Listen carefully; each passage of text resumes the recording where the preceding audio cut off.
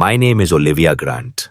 I'm 34 years old, and this is how I took revenge on the man who destroyed my marriage, my career, and almost made me doubt my own sanity. The camera flickers slightly. A low hum fills the silence. Maybe a refrigerator, maybe just the sound of a room that hasn't known warmth in a long time. Olivia Grant sits before the lens, her face calm, lit only by a soft desk lamp behind her. Her eyes are sharp, unblinking. She's not here to cry. I remember exactly how the chair felt: cheap, vinyl, cold. I remember how I crossed my legs like I was in control. But inside I was hollow. I was gone. Cut to 2 weeks earlier. A polished mediation room in Midtown Manhattan. Olivia sits opposite her husband, Daniel, and her best friend, Claire. The word best catches in her throat like a splinter now. A legal pad rests on the table in front of her, still blank. A bottle of water sits untouched. They are both dressed like this is a performance. He's in his navy blazer, the one she bought him for his promotion party. She remembers the night she picked it out. Claire had been there too. Of course she had. Claire always was. Claire with her cool eyes and linen dress. Claire who touches Daniel's arm like it means nothing. But Olivia sees it now. How long it's been happening. Every stolen glance, every soft, condescending lie. I found out the night before, Olivia says, speaking to the camera. A hotel charge on our joint card. A text he forgot to delete. Something about red wine and not waking the neighbors. She doesn't elaborate. She doesn't need to. Back in the room, Claire leans forward. She tries to look sorry. Liv, I never meant for it to happen this way. Daniel follows suit. We didn't plan this. It just happened. That's the moment. The quiet one. The one that changes everything. Not when she found the texts. Not when she stood outside that hotel, watching them laugh through the glass. Not even when her boss called to tell her she'd been taken off the Simmons account. The same account Daniel's firm had just landed, thanks to Claire's recommendation. No, the moment was here, when they sat across from her like two colleagues managing a mildly inconvenient HR complaint. When they acted like this was some unavoidable mistake, a shrug of fate, when they expected her to unravel. I didn't throw the wine glass, Olivia tells the camera, a ghost of a smile flickering. I didn't scream in court. I just smiled. I walked away. And then she leans in closer, the light catching the glint in her eye. And then I came back. Looking back now, I can see the cracks, the missed calls, the way they looked at each other when they thought I wasn't watching. But at the time, I just thought I was lucky. Before everything fell apart, Olivia Grant had what most people spend their whole lives chasing: purpose, love, momentum. She was 34, a corporate litigator at one of Chicago's most respected firms, and on the brink of making partner. 10 years of late nights, takeout dinners, and billable hours had finally earned her a seat at the table. She loved the work, the challenge of it, the way facts could be sculpted into arguments, the way silence in a deposition could be louder than any objection. She was good, not just smart, but sharp, the kind of woman people didn't underestimate twice. And outside the office, her life sparkled like something out of a magazine spread. Michael was the golden thread through it all. Handsome, articulate, adored in the non-profit circuit for his work with displaced youth. He was the heart to her head, the one who made omelets on Sundays, who remembered her court dates better than she did, who left notes in her briefcase when she traveled. People called them a power couple, and it wasn't just flattery. They looked the part, Fundraiser galas, joint holiday cards, the kind of easy chemistry that made strangers smile. The world saw them as unshakable. And Rachel had been there since orientation week at Northwestern. Olivia still remembered their first conversation in a hallway outside Psych 101. Two anxious girls with notebooks clutched to their chests, instantly in sync. Rachel had been her constant, her mirror, her compass, a trauma therapist who seemed to understand other people's pain before they even said a word, and who always knew exactly how to help Olivia through hers. When the anxiety came creeping in during law school finals, it was Rachel who taught her to breathe. When the fertility tests came back with phrases like low reserve and invasive options, it was Rachel who sat with her on the floor of her bathroom and let her rage and weep without trying to fix it. They were the kind of trio that made Olivia feel safe in a world that often wasn't. At least, that's what she thought. We had just closed on a condo, she says to the camera. Floor to ceiling windows, view of the lake. I remember standing in that empty living room with a glass of champagne and thinking, this is it. Everything I've worked for, everything I wanted. There's a pause. Her jaw tightens just slightly. I was about to make partner. The partners told me, unofficially, at the holiday party. Michael was so proud. Rachel cried. I thought we were all moving forward, together. Olivia had always been the one who believed the best in people, who forgave easily, who stayed late to help junior associates revise their briefs, who covered for Rachel's cancellations without ever asking why, who gave Michael space when he said he was just burned out or overwhelmed with bored politics. She believed love meant not keeping score. That trust wasn't something you rationed. I ignored the signs. You do that. When you love someone, you call them stress. You call them a bad week. You call them nothing. It wasn't until a work trip to DC, when she came home a day early to surprise Michael, that the foundation began to shift. His phone buzzed on the counter. Not unusual, but it wasn't his usual contacts. It was an Uber receipt to a hotel across town. From the same day, Rachel had told her she was visiting family in Evanston. And just like that, the picture began to peel at the edges. Still, Olivia didn't confront them. Not right away. She waited, watched, pulled at the thread with a lawyer's patience, and what she found wasn't just a betrayal. It was a campaign. Rachel had been the one who recommended Michael for that board seat. Rachel had told Olivia to push back on the Simmons account, the same client that later landed in Michael's lap. There were favors, whispers, a quiet, calculated strategy that built their future brick by brick on top of hers. They didn't just fall into bed. They built a life with her as the scaffolding. I used to believe trust was a virtue, Olivia says, voice steadier now. Now I think it's a weapon, and I handed it to them.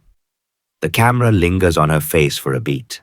No tears, no theatrics, just the kind of silence that says, this story isn't over, not by a long shot. That night, as I lay in our bed, alone, I made two decisions. I was going to heal, and I was going to make them wish they never touched my life. The first message came on a Tuesday, late, anonymous. Your husband and your best friend are lying to you.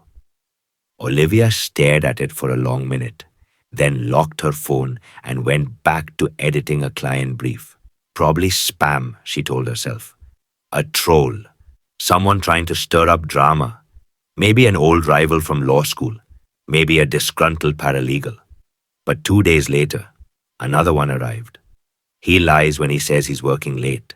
So does she. Check Rachel's apartment. That one lingered. Not because it felt true, but because it struck a note she'd already been ignoring. She remembered Michael saying he was stuck at the office. She remembered Rachel texting her, canceling dinner because of a back-to-back emergency session. She remembered brushing it off, like she always did. Then the messages stopped. No follow-up, no threat, no blackmail, just silence until the following Monday. Rachel had left Olivia a message that morning, asking if she could borrow a black clutch Olivia wore to a gala last spring. It would go perfectly with my dress, she said cheerfully. Rachel forgot Olivia had a key. She let herself in after work. The apartment was quiet, at first. Olivia went to the closet, found the clutch, then heard it, water running in the bathroom, a door slightly ajar, a shadow moving behind the frosted glass of the shower. She turned her head. Michael's tie was draped neatly over the arm of Rachel's couch. A single breath. In, out. She didn't wait to see them. She left the clutch on the floor, locked the door behind her, and drove home on autopilot, hands trembling on the wheel. She didn't cry. She didn't scream. She planned dinner. 3 nights later, Olivia reserved a table at one of Michael's favorite restaurants, the kind with low lighting and overpriced Pinot Noir. She texted Rachel to join. "Want to catch up before things get busy again?" she wrote. Just the 3 of us. Michael showed up, smug, kissed her cheek. Rachel hovered, clearly unsure. Olivia smiled at both of them like nothing had changed. They ordered, chatted about work, weather, Rachel's new couch. Then Olivia reached into her bag and set a thick envelope between them. "Go ahead," she said. "Open it." Michael laughed at first, until he saw what was inside. Photos, time-stamped hotel receipts, call logs, even security footage from a gala where the 2 of them had disappeared for 37 minutes. Olivia had done her homework. Rachel's hands shook as she pulled out a printout. Michael's flight itinerary, the same one he'd claimed was an overnight in Detroit, matched perfectly to Rachel's Airbnb confirmation in Milwaukee. Rachel broke first. "Liv, I didn't mean for this to happen," Olivia asked, her voice flat. "Or to get caught?" Michael's mask cracked, but only slightly. "Look, this has been confusing, emotionally complicated. You've been distant." She stood, didn't touch her wine. "You don't get to narrate my marriage like a TED talk on intimacy," she said, and then she left. The next morning, she filed for divorce. Within the week, the whispers started at the firm. Michael's connections on the Simmons account had suddenly grown cold. Someone leaked word about the personal conflict. Olivia's promotion, once a certainty, was now under review thanks to vague concerns about her emotional readiness. Rachel stopped texting, disappeared from social media. Michael called twice, left voicemails laced with self-help jargon and rehearsed empathy, something about repair and growth. He said it was unfair for her to be stuck in a narrative of betrayal. Olivia didn't answer. That night, she lay alone in the bed they used to share.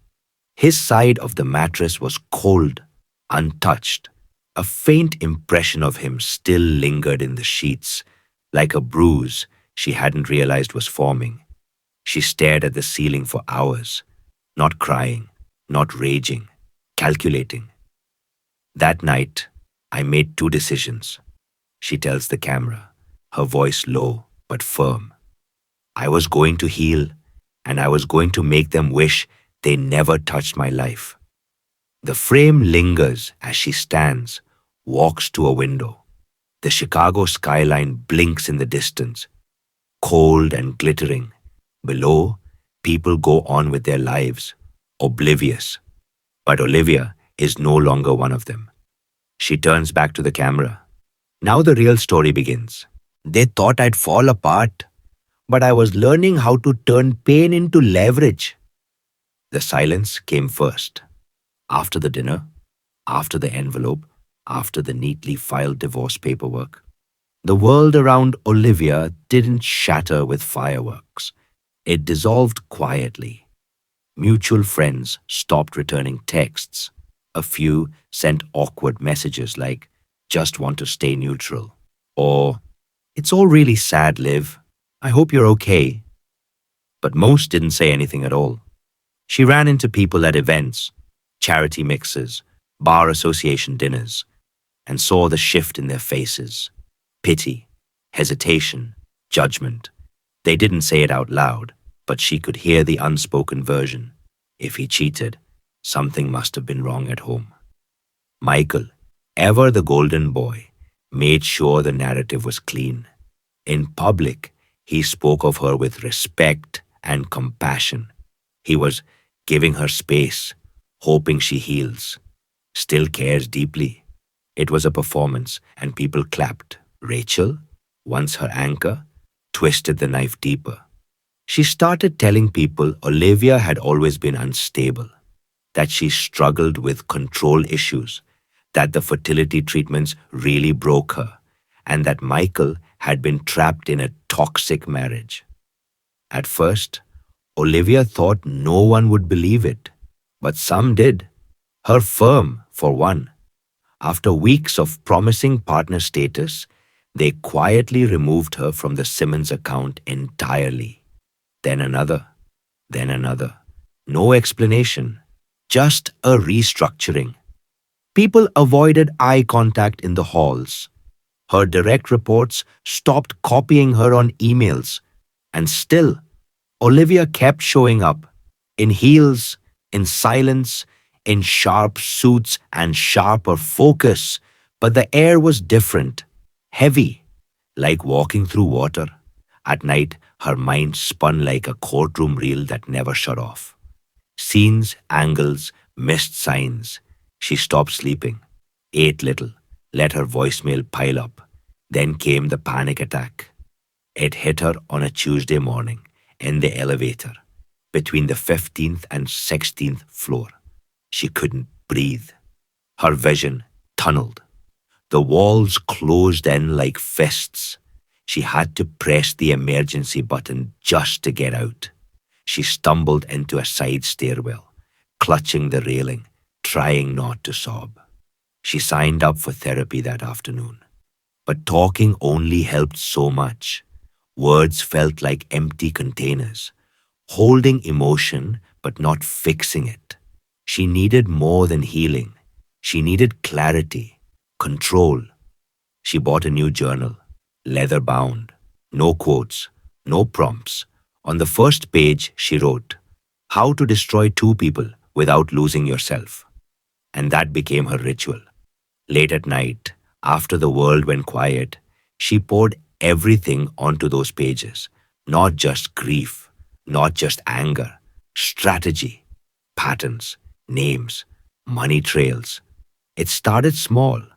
She began reviewing old joint accounts, printouts she'd nearly thrown away in the haze of betrayal. And there it was, a transfer she hadn't authorized, $25,000, wired to a Shell LLC just before Rachel's clinic opened. She dug deeper. Michael had pulled from their joint savings to help Rachel set up the practice, lied about the amount, masked it behind a consultancy firm. And worse, he'd done it months before Olivia ever knew they were together. That wasn't a romantic mistake. That was premeditated. So she kept digging. She remembered something Rachel once told her, a throwaway comment over drinks about Michael's non-profit skimming admin fees from grant budgets. "Everyone does it," Rachel had laughed. "It's just paperwork, gymnastics." But now, Olivia didn't laugh. She opened public records, cross-referenced 990s, grant reports, vendor payments, A few inconsistencies became a trend. The numbers didn't quite add up. Neither did the recipients. She started building a spreadsheet, color coded, cross linked, surgical.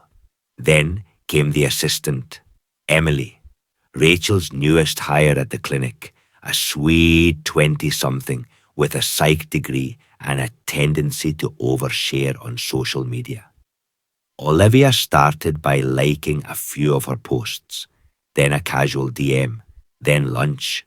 Turns out Emily wasn't happy. She'd been promised a competitive salary but was being paid under the table. No benefits, no contract. And she'd already seen Rachel falsify at least one patient record for billing insurance, a record Olivia recognized as a clear ethics breach. Over the next few weeks, Olivia slowly earned her trust. Emily began sharing screenshots, notes, emails that Rachel had thought she deleted. And Olivia, for the first time in months, felt the spark return. Not rage, not sorrow, focus. She divided her journal into two sections. One, Rachel, HIPAA violations, ethical breaches, using client information in arguments with Michael.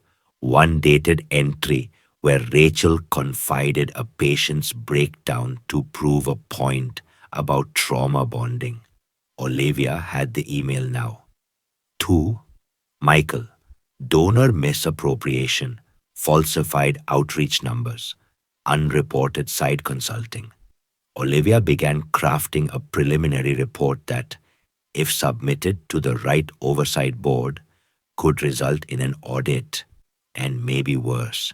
She didn't rush it. She took her time. She studied whistleblower laws, confidentiality clauses, and civil litigation procedures. She mapped out timelines, established clear evidentiary standards. She wasn't going to explode their lives in a fit of vengeance. She was going to erase them, professionally, reputationally, legally. They expected a breakdown, Olivia writes in her journal. But this is the opposite of broken. She begins each day with a checklist, meditation, one legal task, one personal. She calls her mom again, reconnects with an old friend from law school. She buys new sheets, gets a better therapist. The healing isn't fast or linear, but it's happening alongside the plan. In the courtroom of her mind, the jury is beginning to turn. She sits before the camera again, her voice steady. When you're a woman in pain, they expect you to unravel, cry, collapse, be consumed by it. But me, I learned how to turn pain into leverage. I learned how to weaponize silence. And now, I'm just getting started. She said, "Live, please." I was lost. I said, "You weren't lost. You were cruel. And now I'm done being quiet." It began with two sealed envelopes. No names, no fingerprints. The first went to the Illinois Attorney General's office, detailing a comprehensive whistleblower report. Inside, a cover letter, a spreadsheet, and over a dozen attachments, bank statements, grant reports, falsified invoices, meticulously cross-referenced and annotated. The subject? Misappropriation of non-profit funds, specifically how Michael Grant, CEO of Elevate Outreach, had used charitable donations to pay for personal expenses, including financing a private clinic for a woman he was having an extramarital affair with. No board approval, no proper disclosures. Several grants had line items that, upon closer inspection, led to dummy vendors. And Rachel's clinic was listed as a community wellness partner, despite never having hosted a single outreach event. The second envelope was addressed to the State Psychology Licensing Board. It contained a signed affidavit from Emily, Rachel's assistant. It described in vivid detail how Rachel had blurred ethical lines with multiple clients, including disclosing confidential information to Michael and using her office to manage personal romantic entanglements. Attached were emails, texts, and billing records that proved Rachel had billed for sessions that never happened. In one entry, she had even logged a session while she and Michael were on vacation in Sedona. The dominoes fell faster than Olivia expected. 2 weeks after the whistleblower report was submitted, Elevate Outreach was placed under formal investigation. A state audit team arrived unannounced on a Wednesday morning. Computers were seized. Michael's name was quietly removed from the nonprofit's website by the afternoon. Donors started pulling out.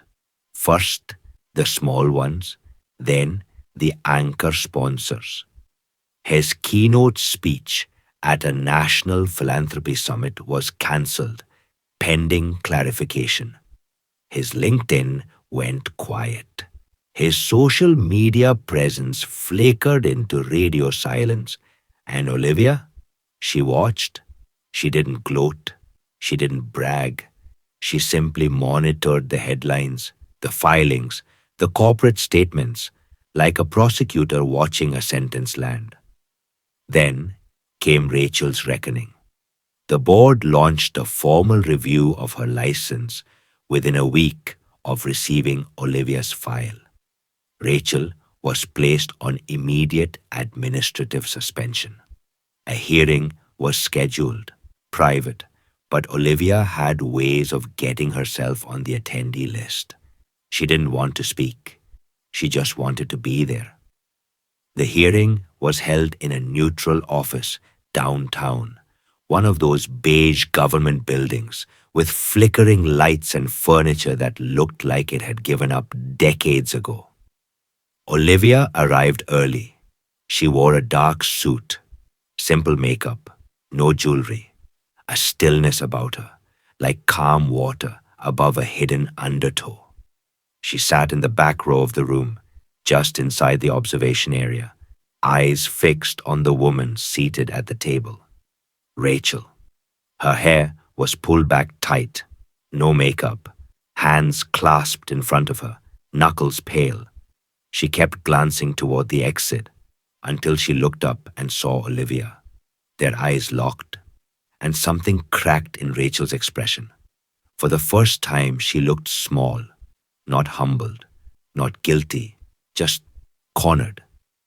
During a break, Olivia stepped into the hallway to stretch her legs. Rachel followed, heels clicking behind her like an echo of a past life. "Liv," she whispered. "Please, I was lost." Olivia turned slowly. Her voice, when it came, was steady. "You weren't lost. You were cruel, and now I'm done being quiet." Rachel opened her mouth. Nothing came out, just a sound, a stammer, a silence, a space where her usual self-justification used to live. Olivia walked away. 3 days later, Rachel was placed on professional probation, pending full revocation of her license. Emily, now working for a respected clinic across town, had already submitted her testimony to the ethics board. Michael, meanwhile, released a vague statement about navigating legal challenges and restructuring for transparency. But it was too late. The story had already hit the press. His golden reputation, the socially conscious CEO with a Harvard degree and a winning smile, was cracked open like a rotten egg. Olivia returned home one night, dropped her keys into the bowl by the door, and sat at the kitchen island. Not to cry, not to drink, just to be still. She opened her journal, wrote 2 words across the final page: "It's done." But in truth, it wasn't about destruction. It was about reclamation. She had learned something crucial in the long, quiet war they forced her into. That healing doesn't always look like peace. Sometimes healing looks like justice, like boundaries made of steel instead of apologies, like choosing not to be polite when polite is just a cage. She sits in front of the camera again, the same dim room, the same raw tone, but this time something is different. She's not just telling her story, she's closing a chapter. You don't get to burn down a woman's life and call it growth. You don't get to lie, manipulate, and steal and expect grace. What you get is silence, distance, and if you're unlucky, you get me. She leans forward, calm, unapologetic. Because I'm not angry anymore. I'm clear. And that's more dangerous than rage will ever be. You don't always get justice in court. Sometimes you create your own. The divorce was finalized on a Monday, quietly, without drama, no drawn out court battles, no last ditch attempts at reconciliation, just two signatures, a judge's stamp, and the end of something that had once seemed permanent. She kept her last name, not because it was his, but because it was hers now, on her terms. She kept her car, her condo, and a handful of items that meant something. A photo of her and her father from law school graduation, the watch she bought herself after winning her first big case, a single copper kettle from her wedding registry. Everything else, gone. She didn't want their couch, or their art, or the crystal decanter Michael never used but insisted on keeping for appearances. Let him stage his new life with borrowed aesthetics and empty charm. Olivia wanted space, stillness, so she started over. She moved into a smaller apartment on the north side. Exposed brick, lots of light, a crooked window in the kitchen that she came to love. There was no guest room, no framed wedding photos, no reminders, but there was a sunroom, and that was enough. That's where she began painting again. At first, it was hesitant, shapes, color blocks, messy lines, but soon it became ritual. Saturday mornings with music on low, a cup of coffee cooling beside her, paint under her fingernails. It wasn't about talent, it was about reclaiming something she'd lost when she traded joy for perfection, spontaneity for strategy. She didn't tell many people, just quietly, lived. At her new firm, she declined the spotlight. No splashy press releases, no social climbing, but her work spoke for itself. Clients trusted her. Younger associates sought her out. She started hosting monthly mentorship coffees, informal, no RSVP, just a space where women could talk about the things they weren't allowed to say in boardrooms. Burnout, microaggressions, imposter syndrome, the loneliness of success. She didn't lead with her story. But if someone asked why she left her last firm, she'd smile and say, "It stopped aligning with my values." And that was the truth.